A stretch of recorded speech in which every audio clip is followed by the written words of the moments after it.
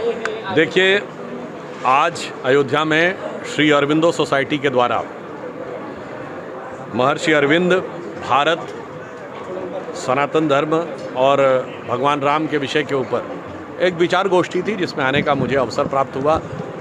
श्री अरविंदो, जिन्हें हम लोग महर्षि अरविंद भी कहते हैं, जिन्होंने भारत के बारे में जो एक विराट दृष्टिकोण रखा था और बहुत युग दृष्टा ऋषि के रूप में जो उन्होंने पहले से देखा था, आज वो चीज़ें यथार्थ रूप में फलीभूत होती नज़र आ रही हैं। और ये स्वतंत्रता का अमृत काल चल रहा है, जिसके लिए माननीय प्रधानमंत्री नरेंद्र मोदी जी ने 5 संकल्प दिए हैं। मुझे लगता है यह संकल्प उसी दिशा को, उसी चीज़ को पूर्ण करने में निश्चित रूप से सफल होंगे, जो अपनी दिव्य दृष्टि से लगभग 1 शताब्दी पूर्व श्री अरविंद ने देखा था। सर, देश में औरंगजेब को लेकर एक नया विवाद खड़ा हो गया है, कैसे देखना है, क्या कहेंगे?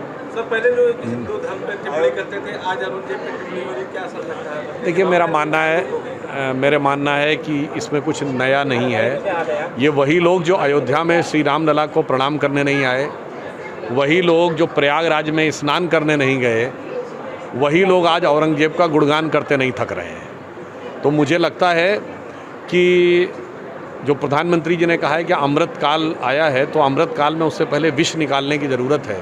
तो मुझे लगता है कि उनके दिमाग में जो गुलामी की मानसिकता का विष है, उसको निकाला जाए तो बेटर रहेगा। और एक बात मैं और भी कहना चाहूँगा, ये गंभीरता से सोचने का विषय है कि कुछ दलों को लगता है कि वो कट्टरपंथी लोगों के साथ हॉबनॉबिंग करके अपनी सियासत चमका लेंगे। और ऐसे नेताओं के लिए कहना चाहूँगा, आप विचार करिए कि cutting across the party line Muslim नेता औरंगजेब के साथ खड़े हैं, एक निर्दयी और क्रूर शासक के साथ। मगर चूँकि हम अयोध्या की धरती पर खड़े हैं तो याद आता है, मगर cutting across the party line Hindu नेता अपने भगवान के मंदिर के लिए नहीं खड़े थे। बस ये विचार करने का विषय है, ये समाज को विचार करना चाहिए। इसीलिए अमृत काल में बहुत सारा विष निकालने की ज़रूरत है। और मैं एक और बात कह दूँ, इसका कोई हिंदू मुस्लिम से लेना देना नहीं है। ये बताइए, भारत का कोई ईसाई ये नहीं कहता कि किंग जॉर्ज और क्वीन विक्टोरिया से उसका कोई संबंध है, या उसका कोई वॉरेन हेस्टिंग्स और क्लाइव और माउंटबेटन से संबंध है। तो ये भारत के मुस्लिमों में जो एक रुग्ण मानसिकता बैठा दी गई है, इसका समाधान करने की ज़रूरत है, ना कि मर्ज को बढ़ाने की ज़रूरत है। सर, एक सवाल और है। सर, विपक्ष के जितने भी नेता हैं वो रोजा इफ्तार में जाते हैं, लेकिन धार्मिक कार्यों में वो कम दिखाई देते हैं, कैसे देखें? मुझे लगता है जो रोज़ा नहीं रखता और रोज़ा इफ्तार में जाता है, तो वो मुस्लिम धार्मिक भावनाओं का अपमान करता है। जैसे कोई व्रत न रखे हो फिर कहे शाम को फलाहार करना है, यानी दिन भर ठूस ठूस के खाए, फिर कहे मैं तो शाम को फलाहार के लिए आया हूँ।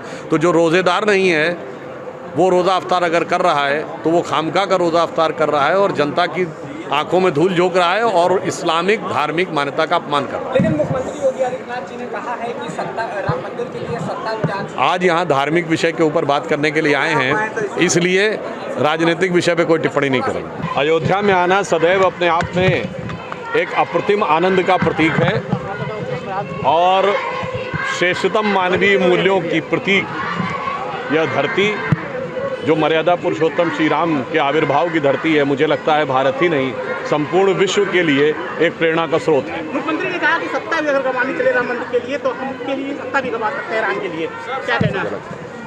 क्या कहेंगे सर? धार्मिक विषय है, हम लोग आए यहाँ धर्म से अभिभूत होकर धर्म के विषय की बात करेंगे, राजनीति के विषय की नहीं। अच्छा, अमित शाह जिस तरीके से राहुल गांधी जिस तरीके से उनको सिर्फ चश्मा दिखाई देता है, वो सारी बातें सर्वविदित हैं। आज यहाँ धर्म के प्रभाव से आए हैं तो राजनीति के विषय में बात नहीं करेंगे। अगर आप ये वीडियो YouTube पर देख रहे हैं तो हमारे चैनल को सब्सक्राइब करें और बेल आइकन को दबाना ना भूलें। अगर आप Facebook पर ये वीडियो देख रहे हैं तो हमारे पेज को लाइक करें।